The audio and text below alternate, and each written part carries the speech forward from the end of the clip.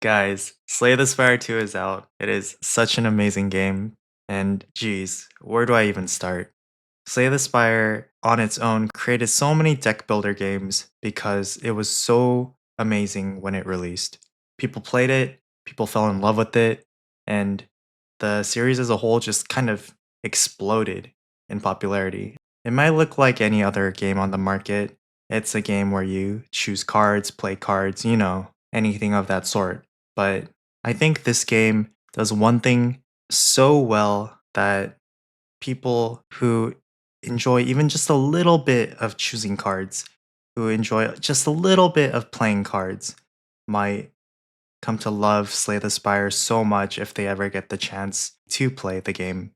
And so all I wanted to do was just go over that one thing, why Slay the Spire 2 is so fun, why the original Slay the Spire is so fun, and give you my thoughts as a game developer on Slay the Spire.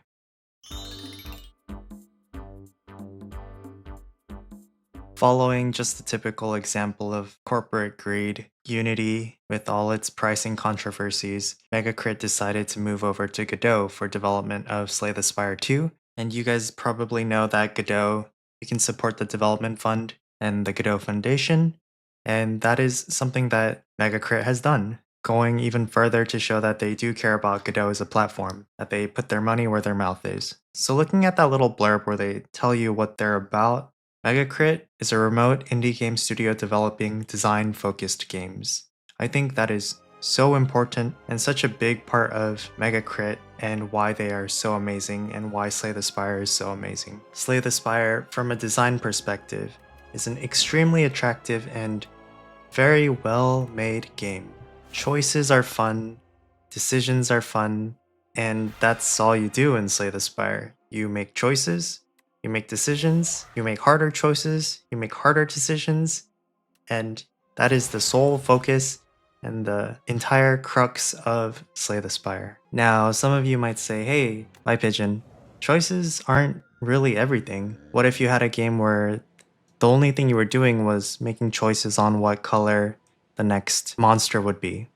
Your choices, maybe they increase over time, but the only thing you're doing is changing the color of the monster. There's nothing to the choice. And that's where Slay the Spire is so great, because your choices always matter.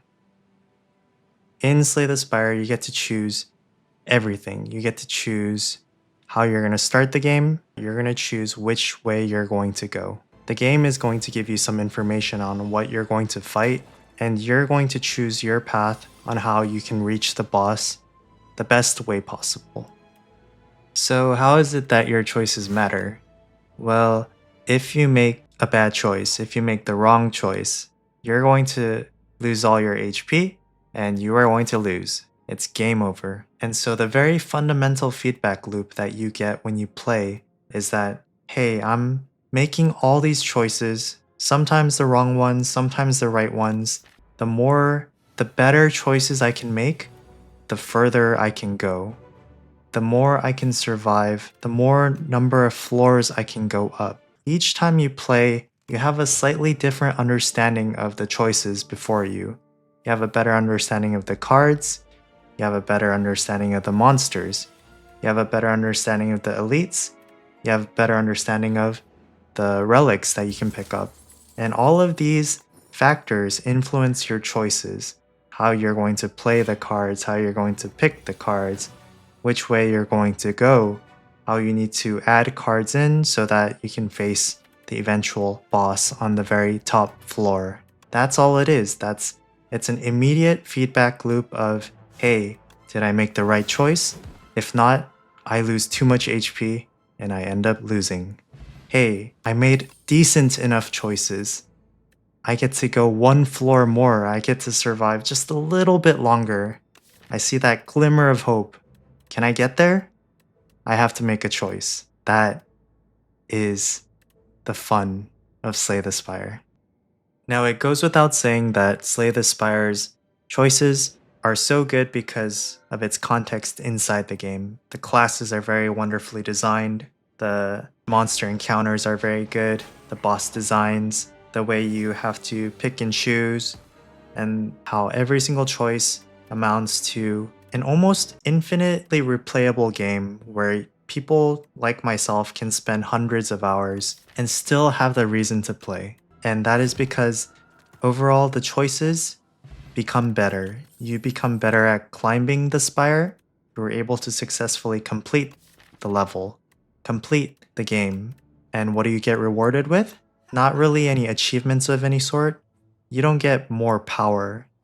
What you get instead is a harder difficulty level. And that is such a cool thing because Slay the Spire acknowledges that you have made good choices, and now you get to play the next version of the game that is slightly more challenging, and you have to refine your choices. What was acceptable before becomes no longer acceptable going forward. And you keep doing that and you keep refining until you get to Ascension 20 in the original game, or now it's Ascension 10. The interplay between the fun aspect and the challenge aspect is where I believe Megacrit is so good at design. I don't think most teams or most developers will be capable of creating a game like Slay the Spire because of the overall amount of design work, the amount of balancing that it probably takes. I'm super curious to see how they talk about difficulty and how they talk about fun and all of these little things that make Slay the Spire so unique and so much fun to play that people can play it for more than 1,000 hours and still have things to learn. It's not a game like Dota that changes over time. Sure, there might be some little bits of balance here and there, a little bit of tweaks, but for the most part, it is a self-contained game. You guys should definitely check out the PC Gamer interview with Slay the Spire devs to see a little glimpse of their development process and how they like to think about games and development. I found it super interesting to see how they talked about the creative process as a kind of like a destructive process where you would have all these ideas, you would have so many different ideas, and out of all of the different things that you have, you're going to have to cut out so many of them. And the ones that you keep, you're probably going to have to change most of them. And that is the part of the development process, the game design process that the developers really liked about game development. And when I heard that for the first time, I was like, huh, I never thought about it like that. So it also felt very validating that it is okay to have a bunch of ideas and have things not work out. That happens for me, and that happens for someone who has done so much more than me.